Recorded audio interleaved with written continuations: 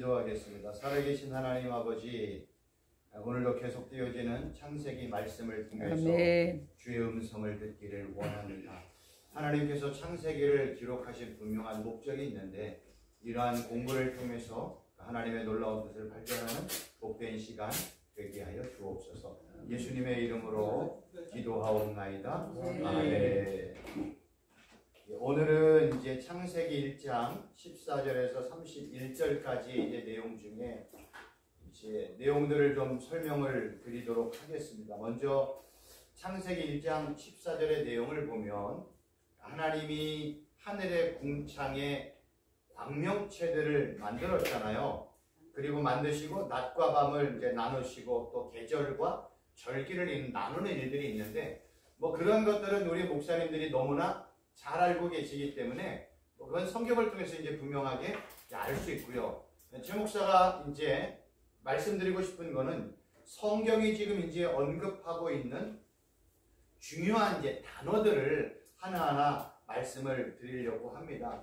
지난 시간에도 언뜻 많이 말씀을 드렸던 광명체라는 단어를 보면 그냥 이 뜻이 그냥 빛과 발광체라는 의미예요. 그래서 이 단어가 어디에 주로 쓰였냐면 해와 달과 별들의 이 단어가 사용이 되었어요. 그래서 그냥 해 이럴 때는 오르라는 히브리어 단어를 쓰는데 여기서는 이제 광명체들이라고 해서 말하는 단어가 한 단어 더 붙었어요.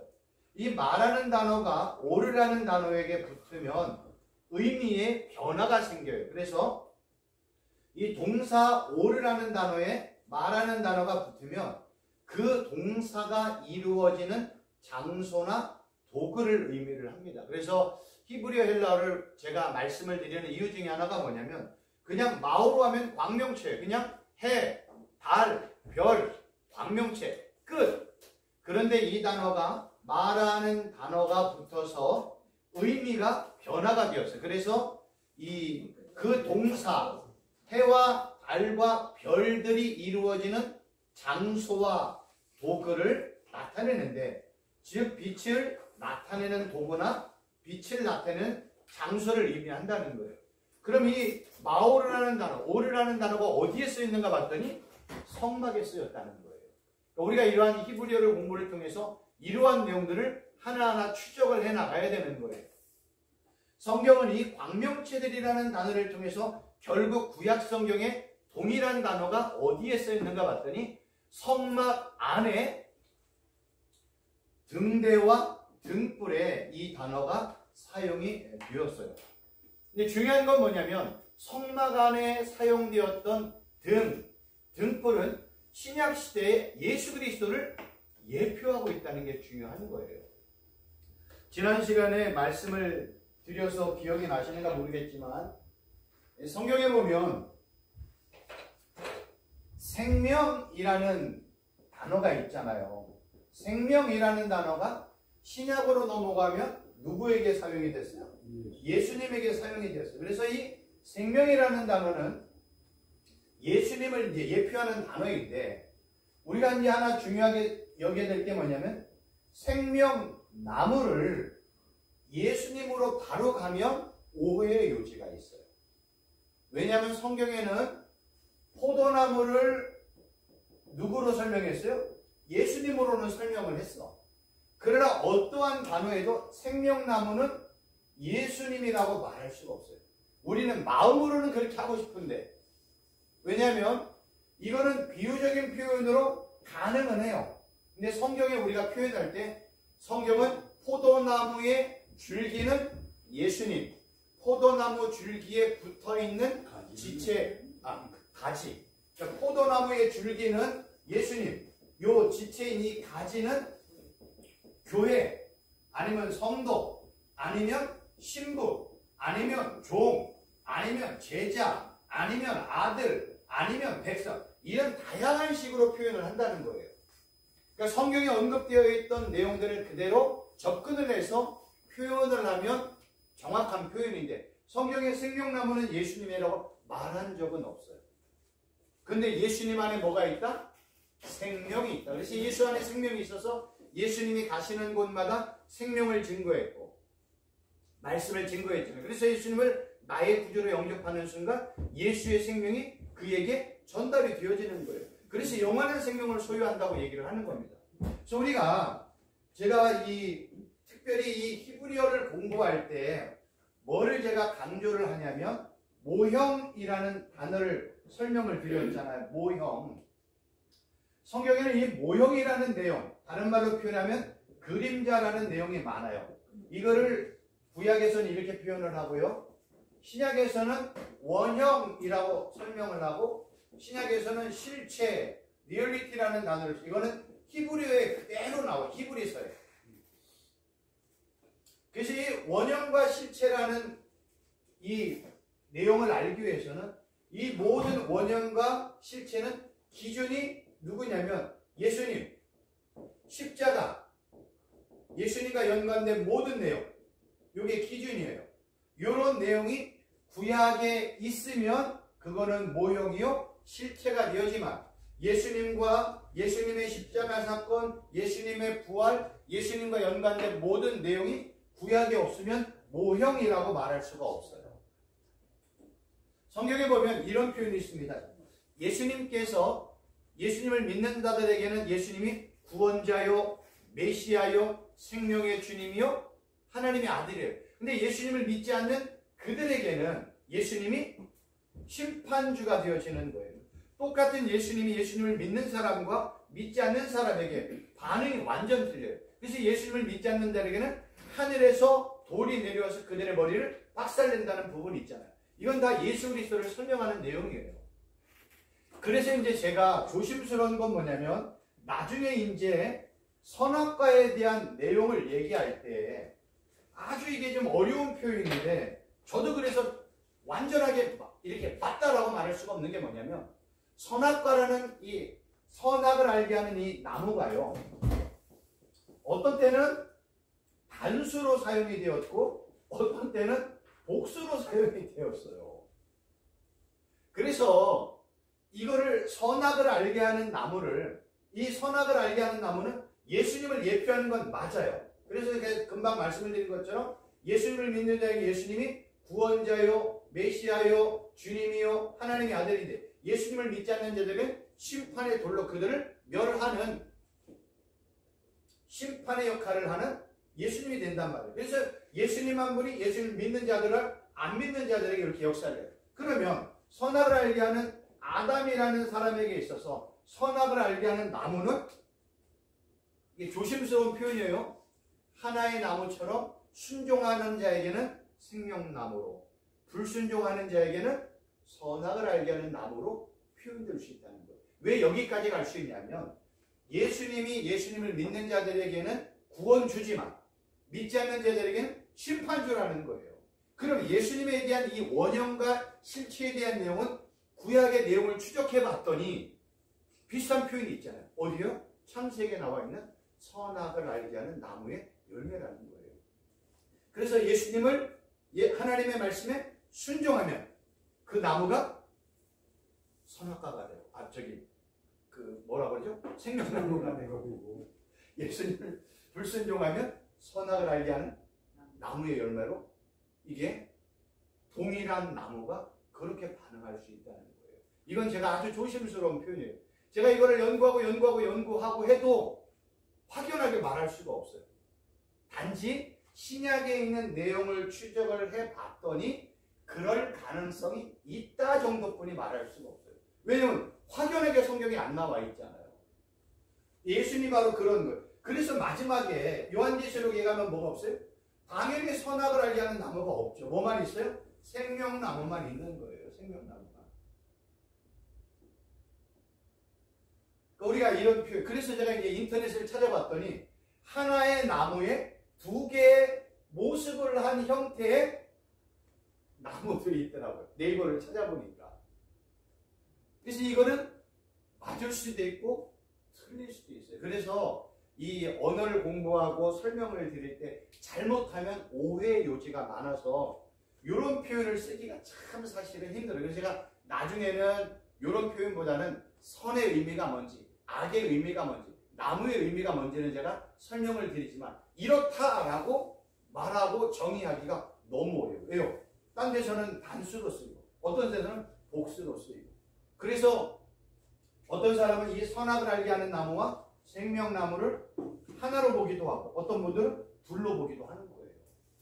그러니까 이런 표현만 있다는 것만 그냥 알고 넘어가세요. 나중에 이제 제가 선악을 알게 하는 나무와 생명나무를 설명할 때는 조금 더 이제 말씀을 드릴게요. 그래서 이러한 구약에 있는 나무, 구약에 있는 설명은 그러니까 모형이며 그림자 역할을 하는 거예요. 그래서 우리가 금방 설명드린 것처럼 해나 달이나 이 별은 구약 성경에 어디에 썼냐면 성막과 성전에 이 단어가 그대로 사용이 되었어요. 여기 보면 이 금초대가 있잖아요. 이게 신약으로 넘어가면 예수님을 설명해요.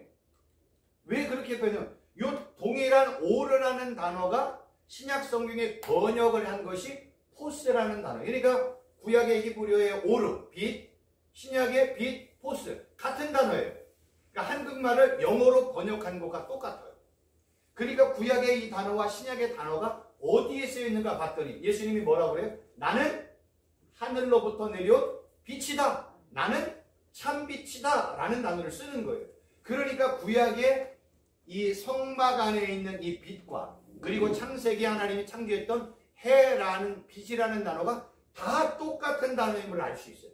그러니까 성경은 이런 식으로 발광체 해를 통해서 성막 안에 있는 이 7 금초대를 설명을 하고 이 금초대는 신약 성경의 빛이신 예수님을 설명하고 그래서 예수님이 내가 참빛이야 라고 얘기했고 요 동일한 내용이 요한일서에 갔더니 하나님은 빛이시다 라고 설명을 했고 요한계시록에 갔더니 성경의 어린 양은 등불이라고 표현을 해요.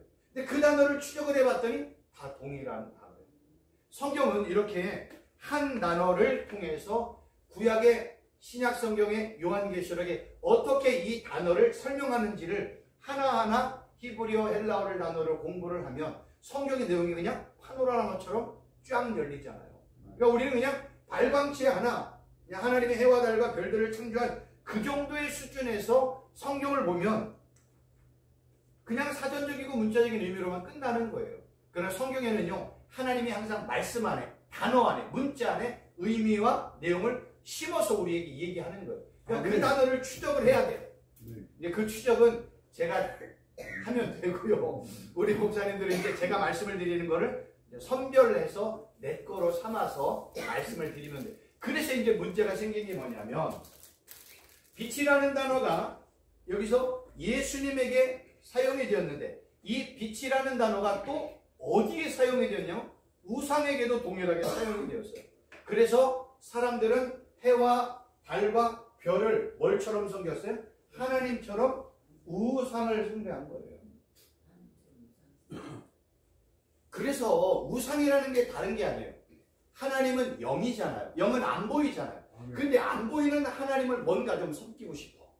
하나님 앞에 예배하고 찬양하고 뭔가 또 뭐 소제, 번제, 속제제, 속건제, 화목제를 뭐 동물이나 뭐 드리고 싶어. 근데 안 보여 하나님이요.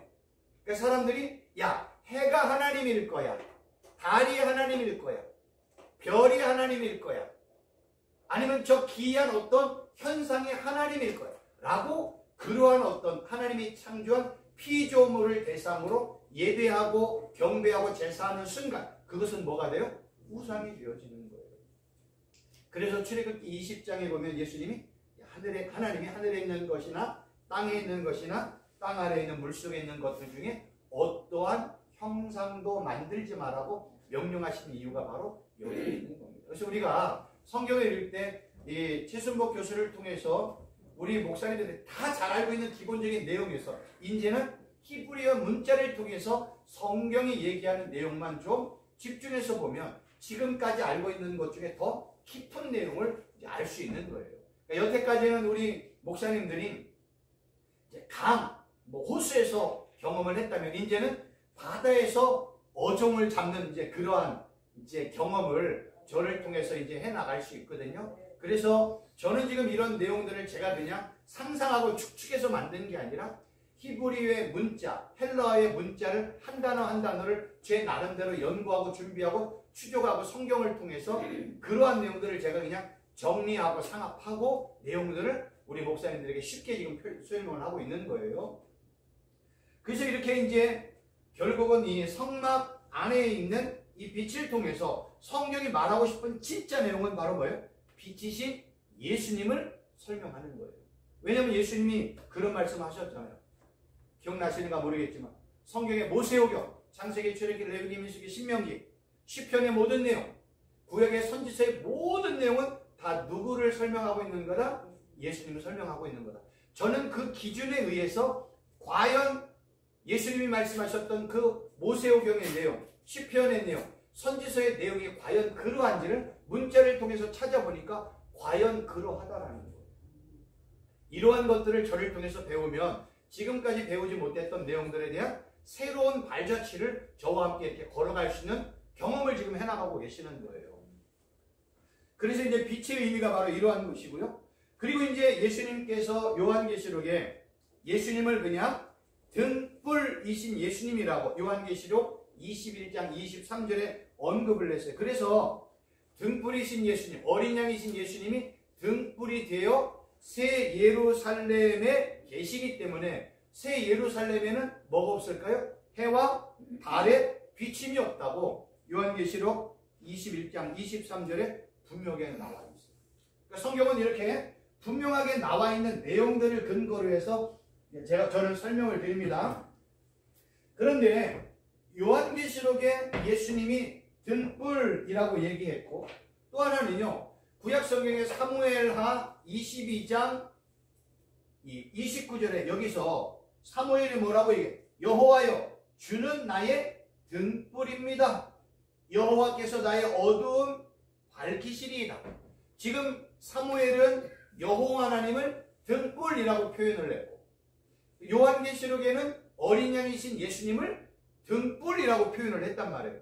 그럼 성경은 예수님과 여호와 하나님을 한 분이심을 지금 성경은 등불이라는 단어를 통해서 설명을 하고 있어요. 그러니까 등불이신 여호와 하나님이 사무엘의 어두운 마음을 밝혀주시는 것처럼 참빛이신 예수님, 등불이신 예수님이 이 땅에 어두움 가운데 사망의 그늘 가운데 있는 자들에게 찾아와서 빛을 막 발산하고 계시는 거예요. 그래서 그 빛을 영접하면 나는 뭐가 돼요? 빛의 아들들이 되는 거예요. 그러니까 성경은 이런 식으로 설명을 한다는 게 참으로 재미있어요. 성경은요, 하나님을, 예수님을 빛 또는 참빛이라고 표현을 해요. 그런데 그 참빛이신 예수님을 내가 영접하는 순간 나는 뭐가 될까요? 빛의 아들들이 되는 거예요. 아멘. 성경은 이렇게 표현해요. 그래서 빛의 아들들이 되는 열매들이 있잖아요. 뭐 의로움과 착함과 의로움과 뭐 이런 열매들을 맺고 있잖아요. 그러니까 성경은 이런 식으로 표현해요. 빛을 통해서 그 빛을 영접한 그들은 빛의 아들들이 되고 빛의 아들들이 맺는 열매가 빛의 열매라고 성경은 설명이 되어 있어요. 그리고 이제 그 빛이신 예수님이 요한계시록에 갔더니 또 나는 뭐다? 나는 빛이다. 그러면서 요한계시록은 해와 달의 비침이 없다. 어린 양이시고 여호와이신 하나님이 세상의 모든 새 예루살렘 전체를 빛으로 발산하고 계시기 때문에 하나님이 빛이시기 때문에 빛이 있는데 무슨 해와 달과 별들이 무슨 존재가 있겠어요. 그리고 성경에 보면 새하늘과 새 땅에는 첫 번째 하늘과 첫 번째 땅과 첫 번째 바다가 완전히 사라졌잖아.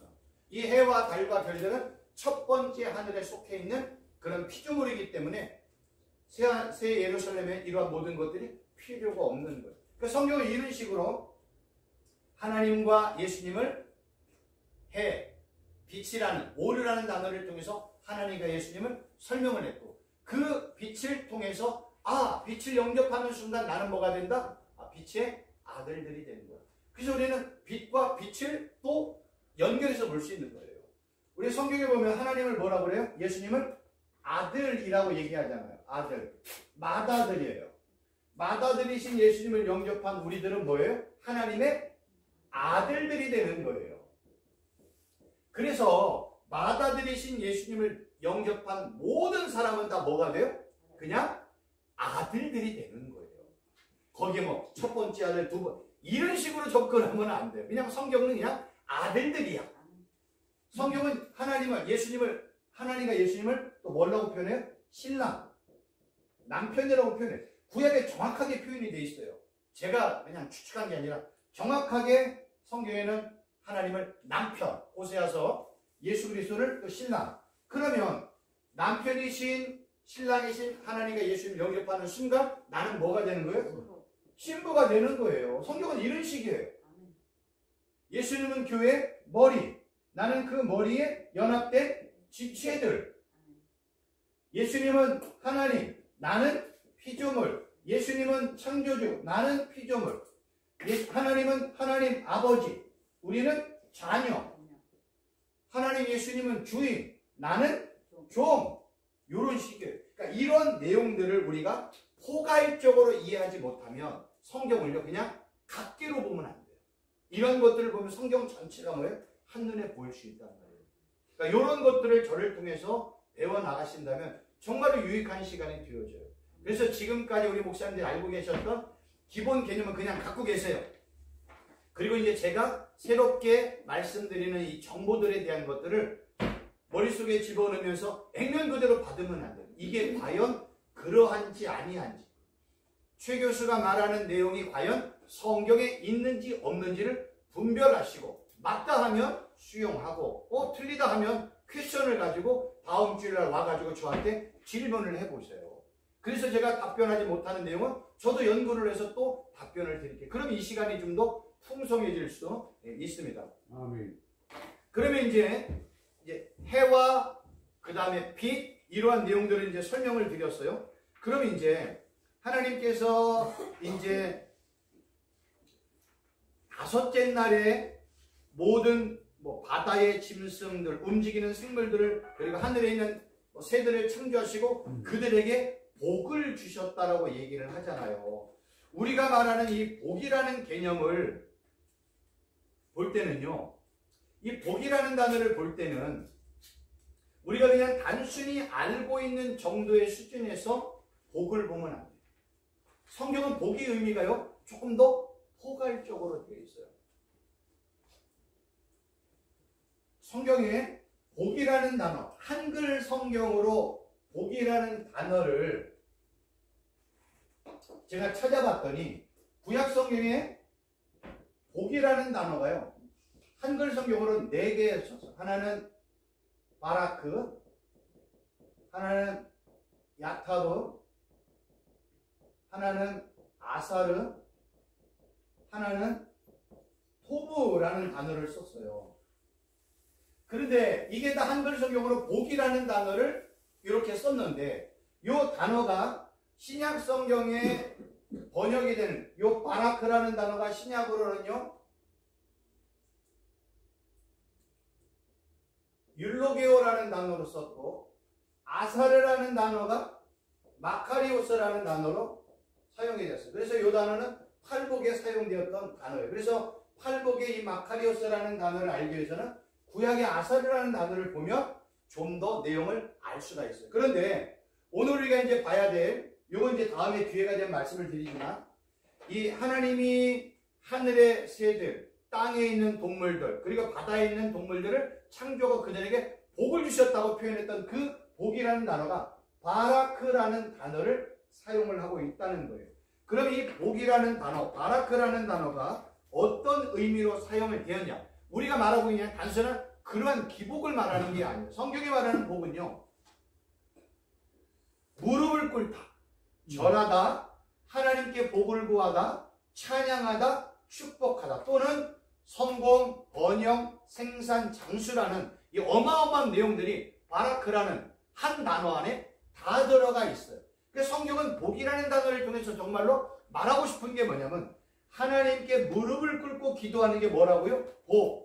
하나님께 무릎을 꿇고 경배하는 게 복. 하나님께 복을 구하는 게 복. 하나님이 친히 우리에게 성공이나 번영이나 생산이나 장수의 복을 주시는 게 복이고요. 하나님이 주신 복을 감사하며 찬양하는 게 복이라는 의미로 사용이 되었다는 거예요. 그러니까 우리가 그냥 알고 있는 그냥 복, 물질의 복, 뭐 건강의 복, 뭐 이런 모든 내용들이 사실은 포괄적인 마라크라는 복의 의미 속에 이 단어가 포함이 되었어요. 그러면 복은 누구에게 줄까요? 이게 핵심이라는 거예요. 복은 누구에게 줄까요? 하나님과의 인격적이고 친밀한 관계를 통해서만 이러한 복이 우리에게 주어지는 거예요. 하나님과 친밀하고 인격적인 그러한 자들만이 하나님 앞에 뭐 할까? 무릎 꿇고 기도하죠. 하나님 앞에 예배하고 경배하죠. 하나님 앞에 복을 구하죠. 그러니까 복은 하나님은 누구에게만 줘요? 내 아들에게만 주는 거예요. 신랑은 복을 누구에게 주면? 내 신부에게만 주는 거예요.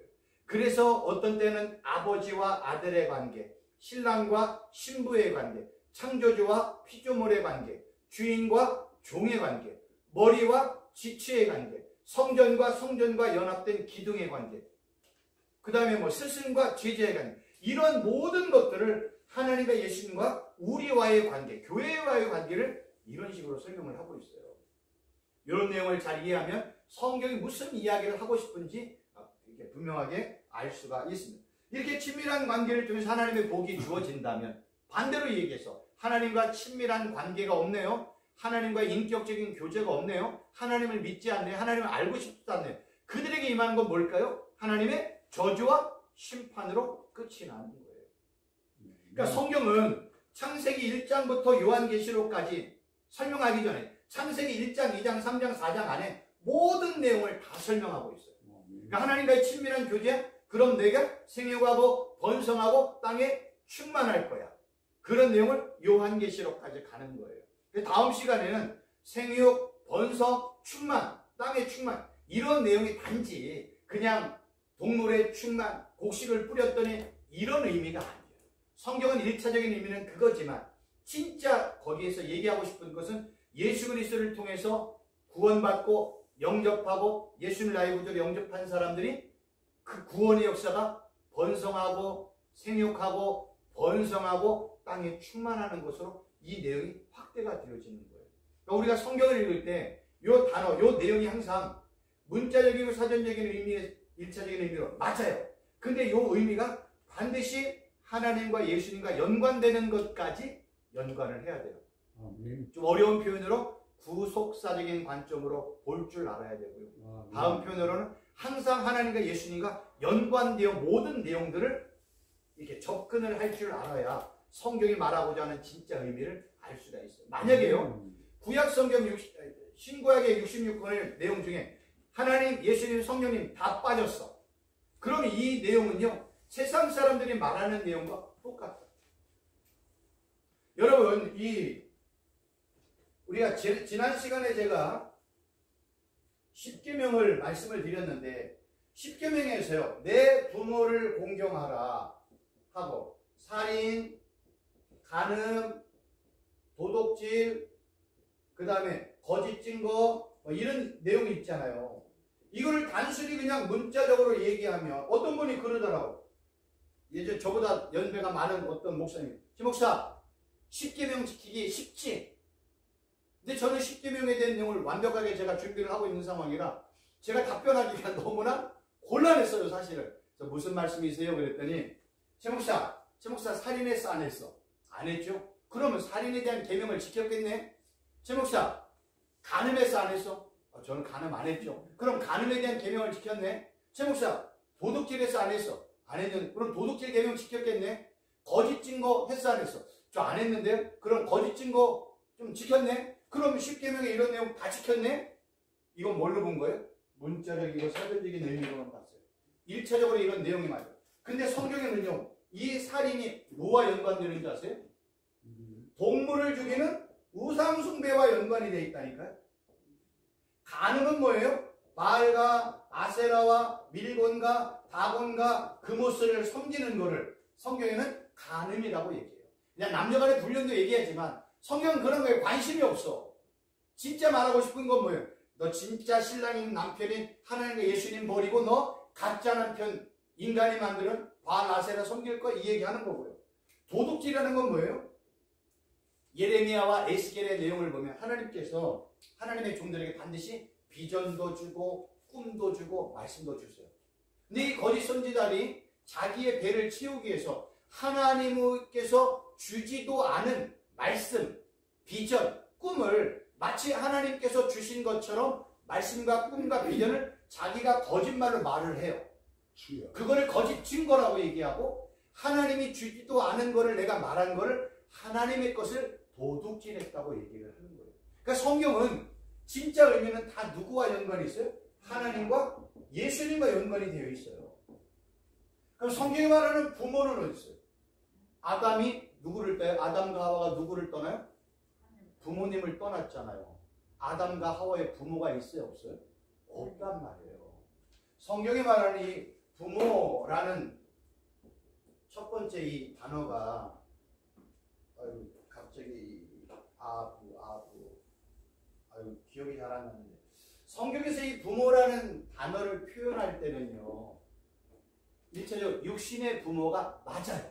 근데 이 단어는 어디에서 쓰였냐면 스승, 선지자, 영적인 지도자, 연륜이 있는 자를 다 부모라고 얘기를 해요. 그리고 성경엔 부모를 또 누구라고 해요? 하나님 아버지를 얘기해요. 그래서 창세기 언급되었던 아담과 하와가 부모를 떠나 이 내용이 에베소서 5장에 보면 바울이 이 내용을 뭐와 설명해요? 교회와 설명하잖아요. 교회 머리이신 예수 그리스도와 교회 관계로 설명을 하는 거예요. 그러면 마치 이런 거예요. 하나님 아버지를 떠나 누구와 연합하는 거예요? 신랑이신 예수님과 연합되는 교회를 창세기 1장부터 설명을 하는 거예요. 그리고 요한계시록에 신부가 단장한 모습으로 새 예루살렘이 내려오듯이 신부가 신랑을 맞이하는 모습으로 새 예루살렘이 설명이 되었어요. 그러니까 성경은 단순히 아담과 하와가 첫 번째 가정을 이룬다, 그게 무슨 관계가 있어요? 성경이.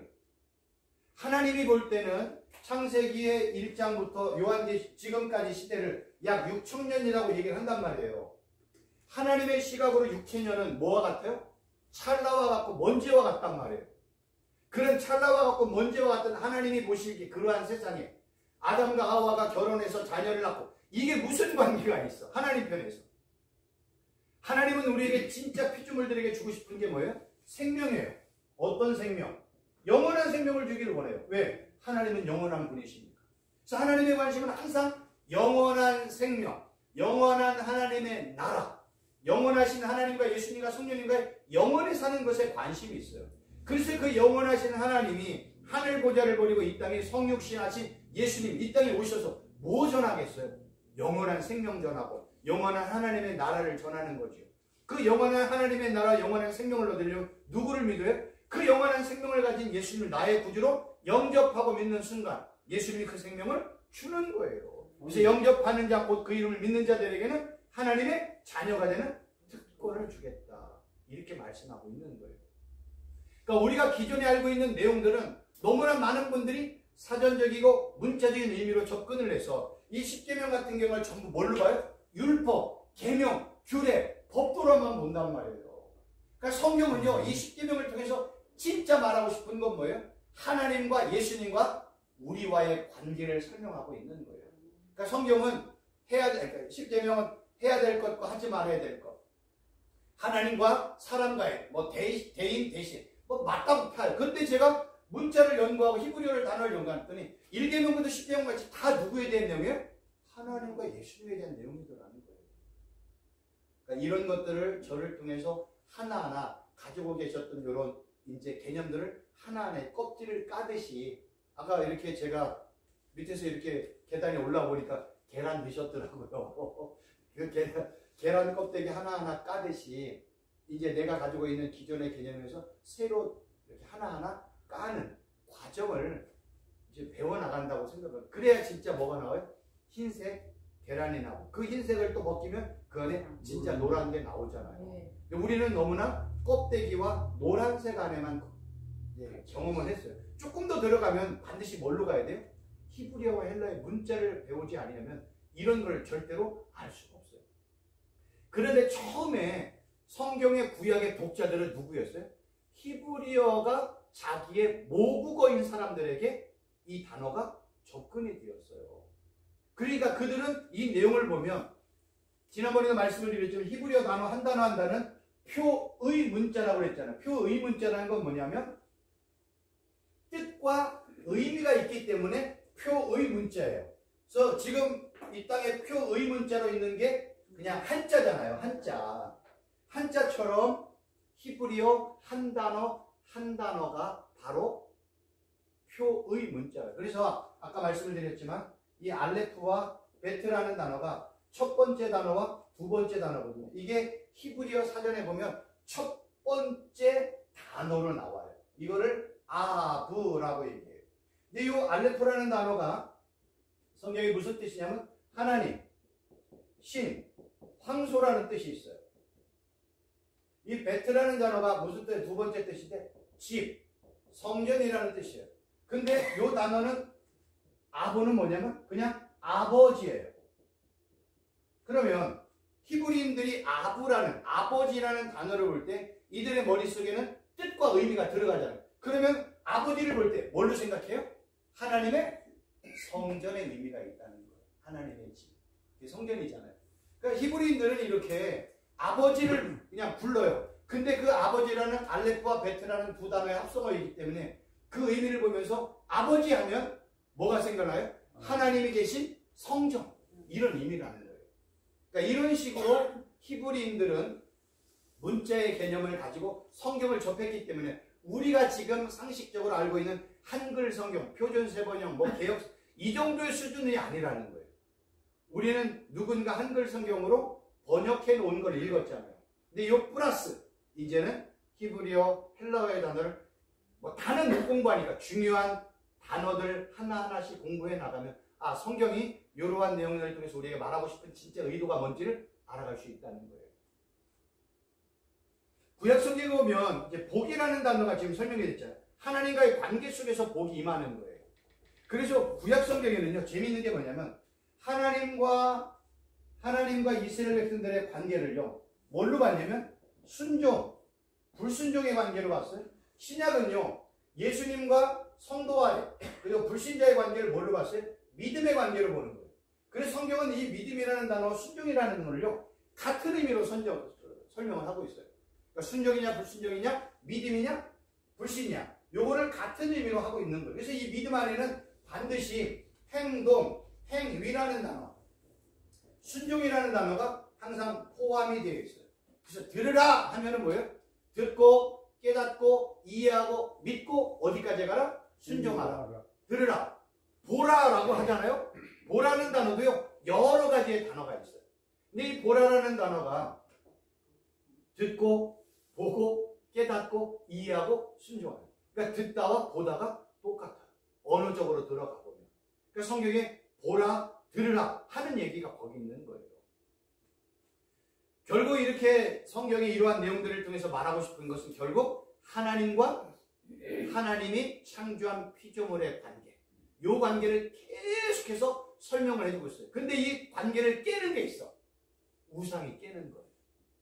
그래서 구약시대에는 악한 사단이 우상을 통해서 계속해서 하나님을 버리고 바알과 아세라를 통해서 간음하고 하나님을 저버리고 아버지를 떠나 가짜 아버지, 진짜 남편을 떠나 가짜 신랑을 따라가게끔 만들어 놓은 게 구약의 관계예요. 신약에서는 이 예수님과 성도의 관계를 또 누가 이 자극을 해요? 악한 사단이 뭘 통해서 생겨요? 나의 자아, 나를 통해서 하나님과의 나의 관계를 깨뜨리는 거예요. 여러분, 예수님을 부인하는 건 누구예요? 결국 나예요. 구약시대는 하나님과 우상의 관계의 갈등이었지만 지금 시대는요, 예수님과 나와의 갈등을 악한 사단이 미혹하고 유혹하고 괴계를 주고 잘못된 성경적인 이념이나 성경적인 개념으로 우리의 마음을 혼란시켜가지고 예수님과의 관계를 혼탁하게 만들고 있는 시대예요. 그래서 진짜 예수님을 거부하고 예수님을 부인하는 건 누구예요? 나예요. 그래서 내가 예수님을 부인하는 순간, 그 예수님을 내가 인정하지 않는 순간, 나는 예수님이 계셔야 될 그 자리에 누가 올라가요? 내가 올라가는 거예요. 그래서 신약시대는요, 내가 뭘 우상이 될 가능성이 큰 거예요. 그래서 예수님이 바울이 강조하는 게 뭐냐면 날마다 나를 부인하고 날마다 내 자를 십자가에 못 박고 날마다 예수님만을 따라가라는 의미가 왜 강조가 되겠어요? 그 모든 중심에 예수님을 밀쳐놓고 하나님 밀쳐놓고 올라갈 수 있는 존재는 인간뿐이 없어서 그래요. 그래서 인간이 하나님의 자리를 차지하는 우상 역할을 할 수 있어요.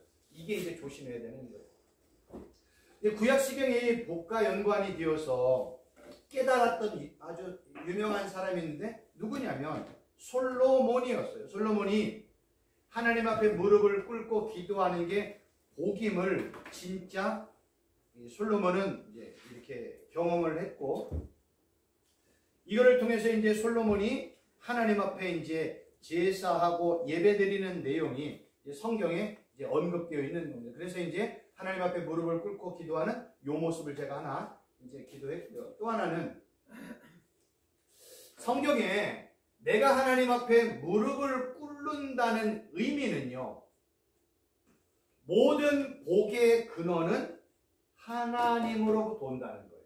그래서 찬송가에 보면 만 복의 근원이잖아요. 그러니까 성경은 복하면, 우리는 복하면 누구를 항상 빼놓냐면 하나님 예수님을 빼놔. 근데 성경은 복이라는 단어 안에는요 누가 들어갔어요? 반드시 하나님과 예수님이 들어가 있어요. 그래서 모든 복은 누구로부터 온다? 하나님으로부터 온다. 그래서 만복의 근원 하나님. 그리고 이 복이 하나님으로부터 오기 때문에 우리는 다른 사람에게 복을 전가할 때 누구의 이름으로 해요? 하나님의 이름으로 하는 거예요. 그래서 하나님의 이름으로 구약시대는 누가 있어요? 레위인들, 제사장들, 왕들이 아니면 선지자들이 이러한 모든 일들을 했던 거예요. 그래서 구약에 언급된 선지자나 왕이나 제사장은 신약시대 누구를 대표해요?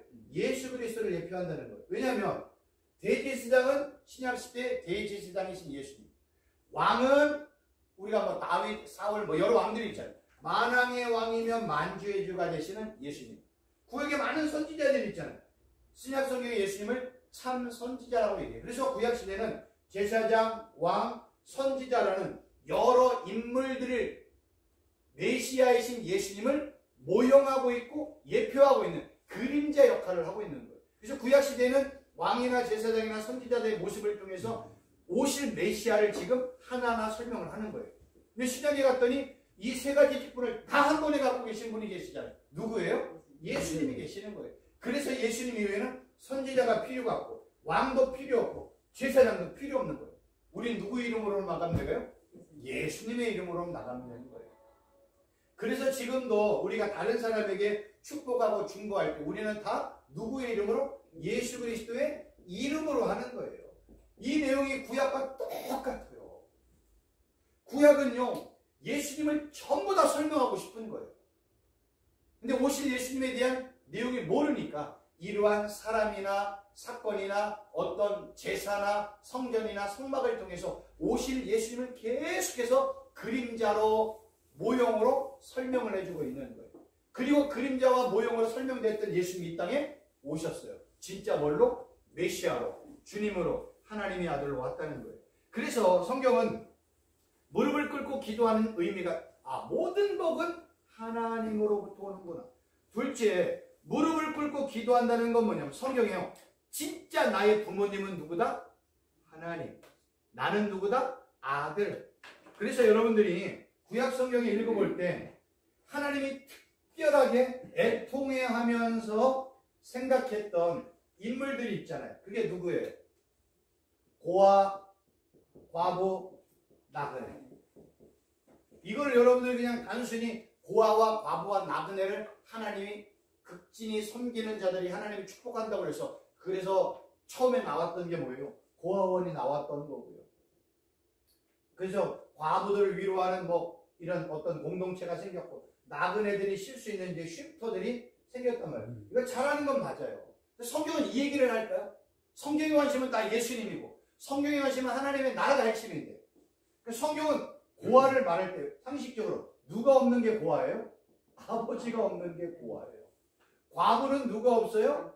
신랑이 없는 게 과부예요. 나그네는 어디를 떠나요? 집을 떠나는 거예요.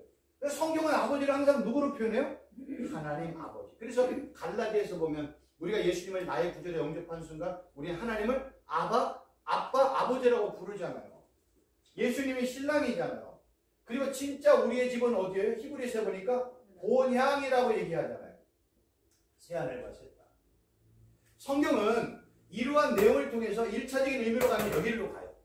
이건 다 율법, 계명, 규례, 법도 사전적이고 문자적인 의미로 보는 거예요. 이거 맞아요. 틀린다고 얘기하는 거 없어요. 근데 성경은 이 얘기만 할까? 아니, 진짜 얘기는 여기 있어요. 그러니까 하나님은 그릇 안에다가 진짜 내용을 보화를 담아줘요. 그 성경의 그릇이라는 단어 안에 보화를 담아줬는데 성경의 그 보화를 바울은 누구라고 얘기해요? 예수 그리스도가 보화라고 얘기해요. 근데 우리는 그거를 그릇만 보면 뭘로 보여요? 성경이 율법, 계명, 규례, 법도, 율례로만 보여요. 해라, 하지 마라. 그릇만. 우리는 그릇 안을 봐야죠. 성경의 그릇 안이 진짜 보아는 누구다? 예수 그리스도라고 아주 설명을 많이 하고 있잖아요. 그래서 성경은 이러한 무릎을 꿇는 통해서 하나님이 진짜 나의 부모님이구나, 아버지구나. 나는 하나님의 아들이구나. 그 시편 95편 6, 7절에 오라 우리가 굽혀 경배하며 우리를 지으신 여호와 앞에 무릎을 꿇자. 그는 우리의 하나님이시오. 우리는 그가 기르시는 백성이요 그의 손이 돌보시는 양이라. 지금 여기서 하나님과의 관계를 백성, 목자와 양의 관계. 성경은 이런 식으로 표현하는 거예요. 이런 내용들을 알려면 이사야, 예레미야, 에스겔 내용만 보면 이런 내용들이 잘 돼요. 그리고 호세아까지요. 그러면 이러한 내용들 하나님과 피조물의 관계, 하나님과 이스라엘 백성들의 관계를 설명하고 있다는 겁니다. 결국 성경이 우리에게 강조하고 싶은 건 뭐예요? 삼위일체 하나님의 복이라는 거예요. 성경은요, 이 땅의 만복을 우리에게 보여줬잖아요. 그 만복을 보여주고 이 만복을 창조한 분이 누구야? 하나님이잖아요. 성경은요, 복의 핵심이 하나님임을 설명하는 거예요. 그러니까 삼위일체 하나님이 복이야. 우리가 이 땅을 살아갈 때 진짜 복은 누구예요? 하나님이 복이에요. 그러니까 하나님이 구약 성경에서는 하나님과 이스라엘 관계 속에서 하나님이 말씀하시고 은혜도 주고 이름비와 늦은비를 주었잖아요. 그 신약 성경에 진짜 만복이신 예수님이 이 땅에 오셔서 33년 반의 6개월의 삶을 복이 사람들과 함께 생활을 했잖아요. 그리고 승천하셨잖아요. 그리고 그 복이 어디 안으로 얻었어요? 성령 하나님을 통해서 우리 안에 들어오셨어요. 구약과 신약과 지금의 시대를 보면 복에 대한 내용을 하나님, 예수님, 성령 하나님을 통해서 하나님이 우리와 어떻게 함께하고 있는지를 설명을 해줘요.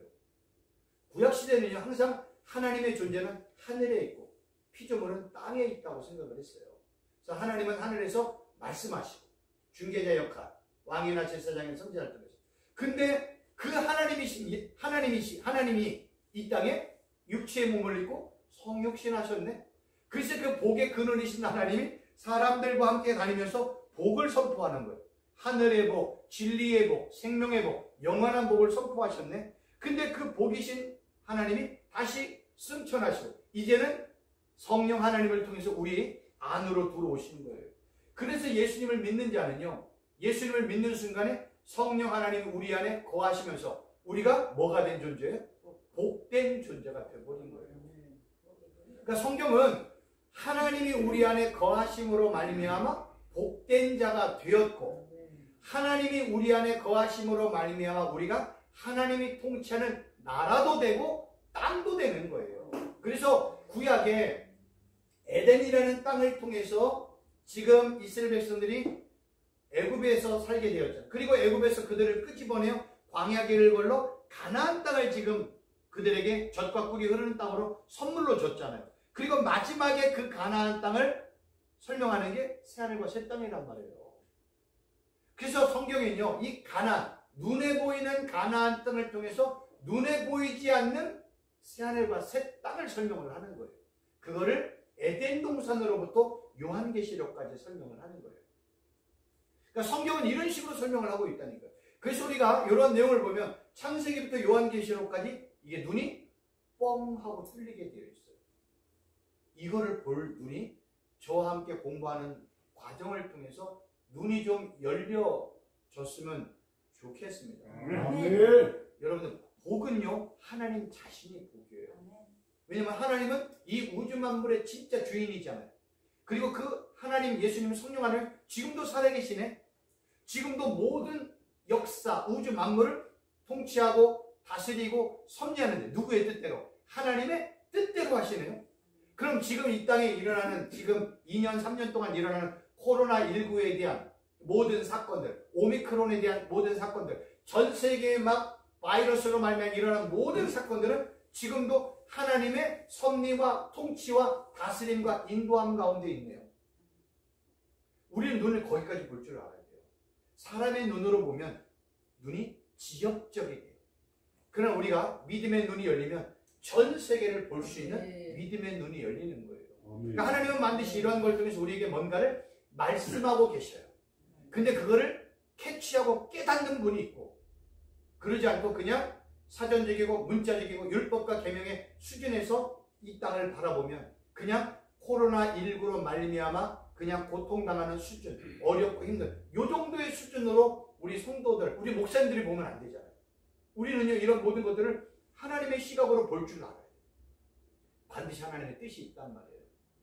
그러니까 세상 사람들이 말하는 이 텔레비전의 매체를 통해서만 우리의 귀가 기울여버리면 우리는 거기에 그냥 매몰되어 버려요.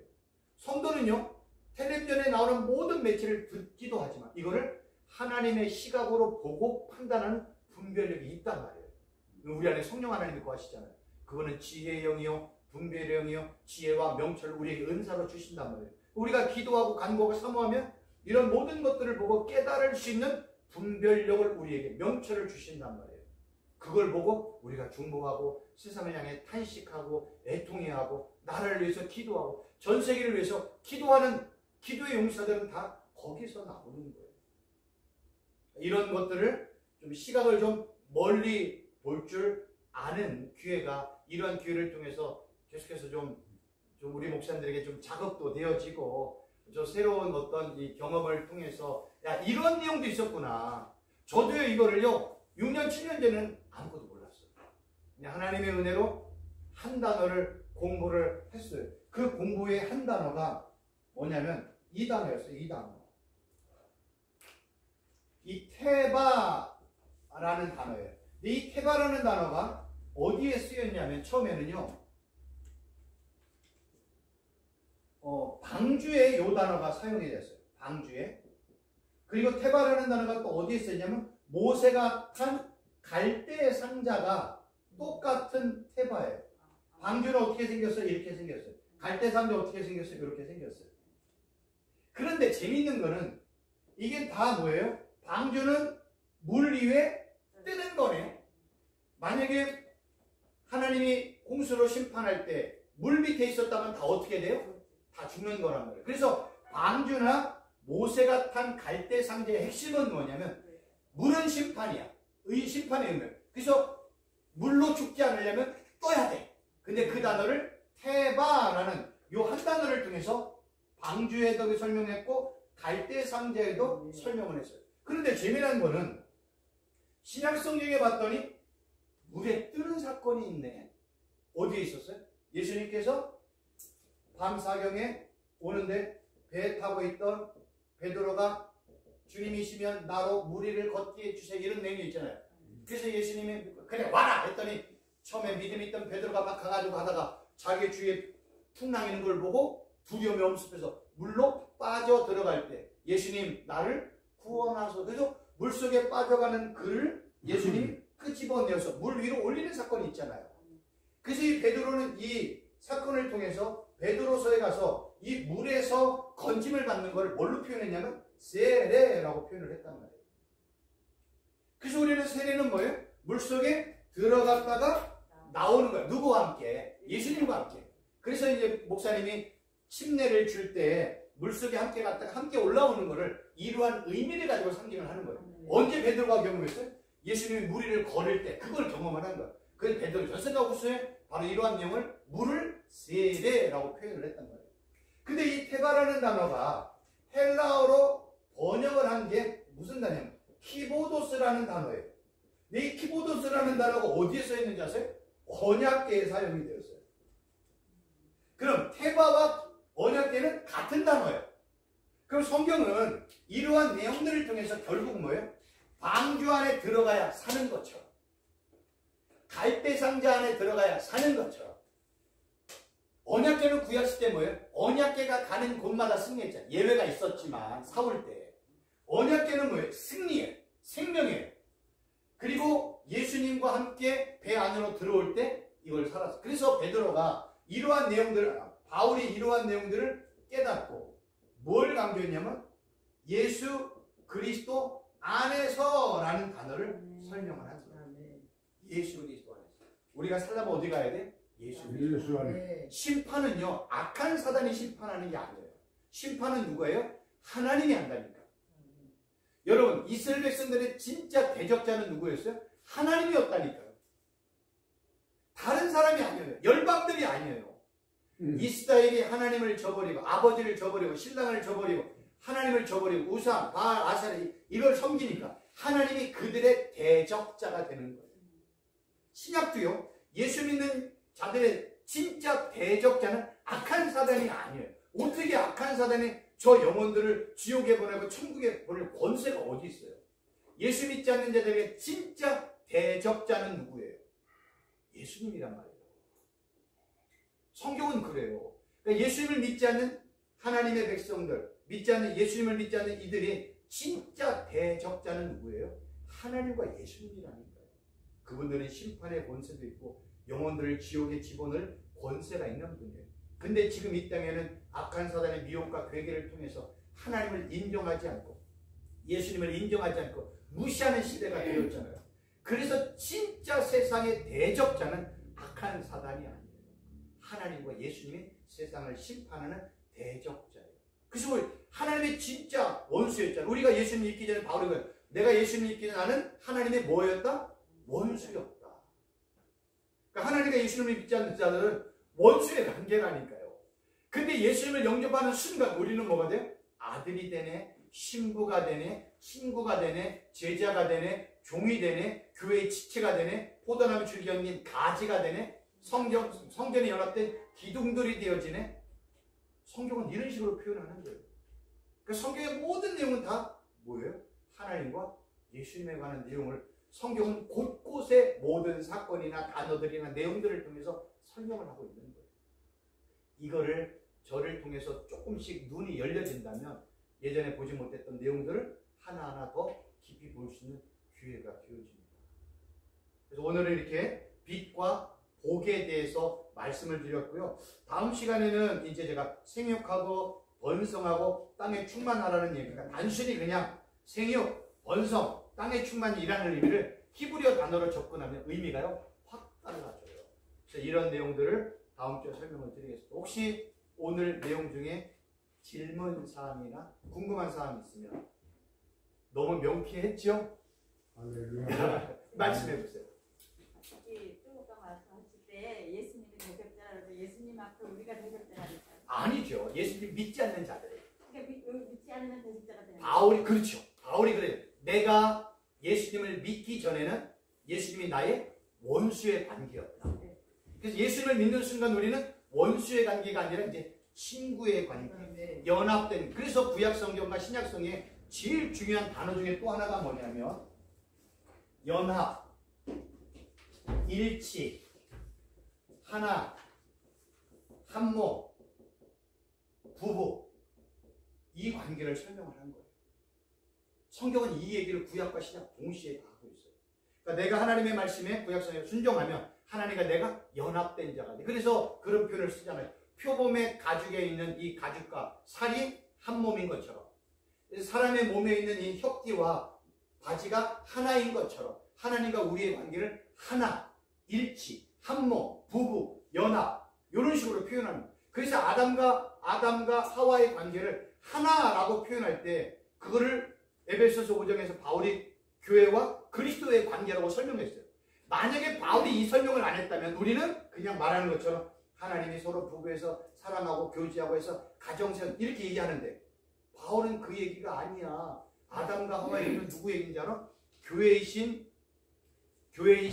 교회 머리이신 예수님과 교회 지친 성도들과의 관계를 설명한 거예요. 바울이 분명하게 에베소서 5장에 선언을 했단 말이에요. 그러니까 그런 내용들을 통해서 이제 하나하나 이제 추적해보고 유추해보고 그리고 단어를 찾아보니까 정말 그러하다라는 거예요. 예, 그럼 기도하고 마치겠습니다.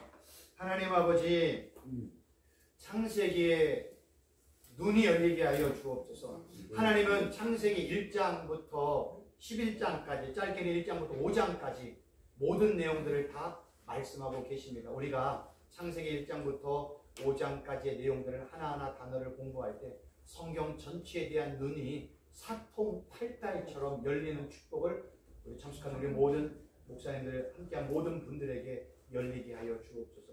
눈이 열려야 하나님의 음성도 들을 수 있고 하나님이 진짜 말씀하셔 가지고 그 핵심을 우리가 벗어나지 않을 수 있습니다. 매주 이 시간에 이러한 축복을 경험하는 복된 시간 되게 하여 주옵소서. 예수님의 이름으로 기도하옵나이다. 아멘. 아멘. 수고하셨습니다.